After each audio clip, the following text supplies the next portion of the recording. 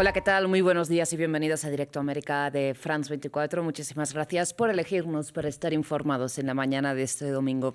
Yo soy Rosa Pérez Masdeu. Vamos con las noticias.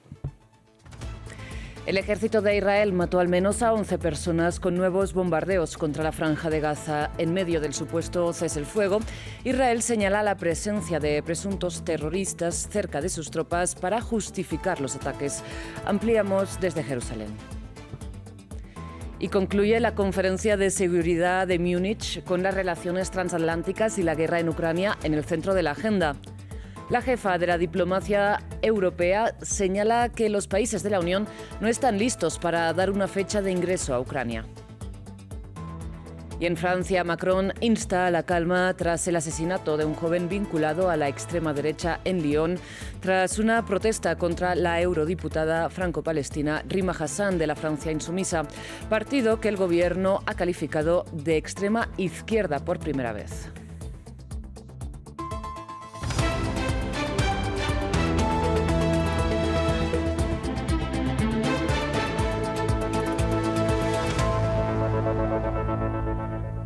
Empezamos con noticias de la Franja de Gaza porque el ejército de Israel ha matado al menos a 11 personas con nuevos bombardeos contra Han Yunis, Ciudad de Gaza y Jabalia, según informa el Ministerio de Salud gazatí, que eleva ya a 600 las víctimas mortales de ataques israelíes solo desde el inicio del cese el fuego pactado, recordemos, en octubre entre Hamas e Israel. Mientras, Donald Trump presidirá esta semana la primera reunión de la llamada Junta de Paz de Gaza. Desde Jerusalén nos amplía Yanira Gómez. Para los habitantes de Gaza ha sido otra dura madrugada de bombardeos israelíes, pese al alto el fuego que Israel y Hamas acordaron el 10 de octubre y que en teoría los prohíbe. Hay una decena de muertos, sobre todo por ataques en Jabalia, en el norte, y en Han Yunis, en el sur, incluyendo zonas donde los desplazados, que son la mayoría de la población, se apiñan en precarias tiendas de campaña. La cadena Al Jazeera ha informado de que entre los muertos está Sami al-Daghdugh, un mando del brazo armado de la Yihad Islámica Palestina, una milicia más pequeña pero también más radical que Hamas.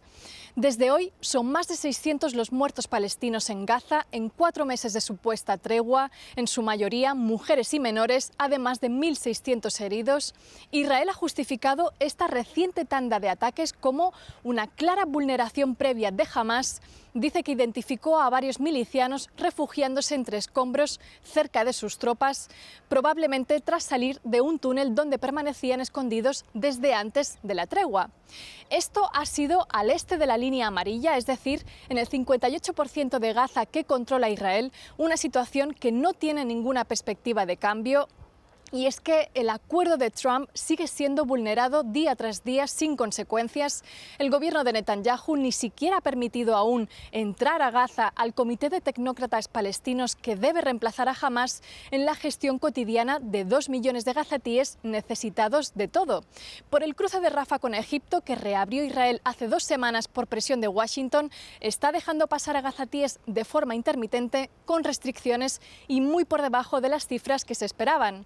Mientras el movimiento islamista Hamas rechaza desarmarse totalmente, lo que le exige Israel para permitir la reconstrucción de una Gaza que primero de todo necesita una entrada masiva de ayuda. Cambiamos de información, vamos ahora hasta Alemania, donde concluye la conferencia de seguridad de Múnich, donde este domingo la jefa de la diplomacia europea, hablamos de Kaja Kallas, aseguró que Ucrania es parte del bloque europeo, pero que los Estados miembros de la Unión no están listos para prometer una fecha de ingreso a Kiev. Mientras la resolución de la guerra de Ucrania es solo uno de los temas que confronta actualmente a Bruselas con Washington. De hecho, la crisis transatlántica ha protagonizado el debate. Nos amplía nuestra enviada especial, Erika Olavarría. Tras el discurso del secretario de Estado Marco Rubio, la presidenta de la Comisión Europea, así como el primer ministro británico, se decían más tranquilos. Efectivamente, el discurso de Rubio fue más diplomático que el que hace un año dio el vicepresidente de los Estados Unidos aquí, J.D. Vance. Sin embargo, la idea de fondo era la misma. Estados Unidos invita a Europa a unirse a ellos para una reconstrucción, pues Europa, según Estados Unidos, está amenazada en su civilización, entre otras razones, por una inmigración masiva. Y además le propone refundar un nuevo orden internacional paralelo a las Naciones Unidas. El presidente Emmanuel Macron habló antes que Marco Rubio, pero ya tenía claras las ideas y llamó a los europeos a ser orgullosos de este continente y de este bloque, a ser verdaderos actores geopolíticos ante las críticas. Más moderado fue el canciller Merz, el canciller alemán, a quien le cuesta abandonar ese vínculo con el aliado transatlántico. Merz llamó a mantener el vínculo con la OTAN, pues en este mundo de potencias, dijo, ni siquiera Estados Unidos puede valerse por sí solo. El canciller de China, por su parte, dijo que un mundo sin Naciones Unidas sería la ley de la selva, así que llamó a mantener el orden internacional actual. Pero en cambio esquivó las preguntas del presidente de esta conferencia sobre la posibilidad de que China medie ante Rusia en el conflicto ucraniano.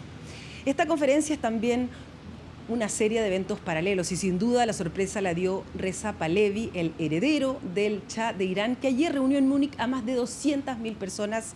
A ellas les prometió organizar una transición democrática en Irán, transición también laica. En la conferencia, en cambio, pidió a los Estados Unidos intervenir para derrotar a la República Islámica. De Alemania pasamos a Francia porque el presidente Macron instó a la calma tras el asesinato a golpes de un joven vinculado a la extrema derecha en Lyon, que habría sido atacado mientras supuestamente brindaba seguridad a una organización de mujeres de ultraderecha también que protestaba contra la presencia de la eurodiputada franco-palestina Rima Hassan en una universidad de la ciudad. Precisamente Rima Hassan es del partido La Francia Insumisa, que ahora, en un giro histórico, el gobierno francés ha calificado de extrema izquierda de cara a las elecciones municipales de este mes de marzo. Las tensiones entre la extrema derecha y la extrema izquierda en Francia están al punto de ebullición tras la muerte de un joven de Lyon. El jueves, el joven de 23 años llamado Quentin fue golpeado en la cabeza durante un enfrentamiento. Falleció en el hospital a causa de sus heridas el viernes. Una pelea violenta, según este testigo. Estaba cerca de mi casa al final de la calle cuando oí gritos, golpes con barra de hierro, etc. Cuando llegué al lugar vi a varias personas ensangrentadas. Activistas del grupo de mujeres de extrema derecha Némésis estaban protestando contra una aparición universitaria de la eurodiputada de extrema izquierda Rima Hassan del partido Francia Insumisa. Según el colectivo Némésis, Quentin formaba parte del equipo encargado de velar por su seguridad. El abogado de la familia indicó que Quentin era estudiante de matemáticas y no era un guardián ni miembro de ningún servicio de seguridad. Némésis responsabiliza a la izquierda, especialmente a los antifascistas y a Francia Insumisa, por su muerte. El partido niega estas acusaciones y afirma que sus oficinas en todo el país fueron atacadas como resultado del incidente. El líder de la Francia Insumisa, Jean-Luc Mélenchon, dice que algunos políticos de extrema derecha, como Marine Le Pen de Agrupación Nacional, están avivando las tensiones y explotando la tragedia. Le Pen anteriormente había dicho que las milicias de izquierda eran responsables y que dependían del apoyo de Francia Insumisa, y que tales milicias deberían ser designadas como terroristas. Al dolor insondable de la pérdida de un hijo no debe seguirle la insoportable impunidad de los bárbaros responsables de este linchamiento. Será la justicia la que juzgue y condene con la mayor severidad este acto criminal de una violencia sin precedentes. El presidente francés Emmanuel Macron se ha pronunciado sobre las tensiones pidiendo calma y moderación. En la República, ninguna causa, ninguna ideología justificará jamás el asesinato. Este llamado a la calma fue respaldado por la familia de Quentin. Una investigación está en curso para determinar las circunstancias exactas de la muerte del estudiante. Vamos con otras noticias también de Francia. El suroeste del país se enfrenta a niveles de inundaciones récord y generalizadas. Y es que el desbordamiento del río Garonne ha dejado pueblos totalmente aislados, puentes cerrados y cientos de personas evacuadas. La historia la tiene nuestro compañero Samuel Salgado. Tormentas intensas, entre ellas la violenta Nile, han saturado el suelo y provocado una crecida histórica en el suroeste de Francia. Gironde y Lot-et-Garonne permanecen en alerta roja por inundaciones. En Bourdelle, cerca de La Réole, el agua lo cubre todo hasta donde alcanza la vista. Puentes cerrados desde Agen hasta Burdeos obligan a largos desvíos.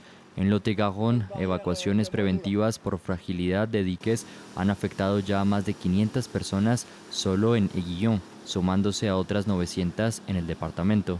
Desde ayer estamos llevando a cabo misiones de vigilancia en el río Garonne, principalmente vigilando los diques. Además, también llevamos a cabo misiones de protección de bienes para evitar posibles saqueos y de protección de personas cuando se da el caso con posibles evacuaciones.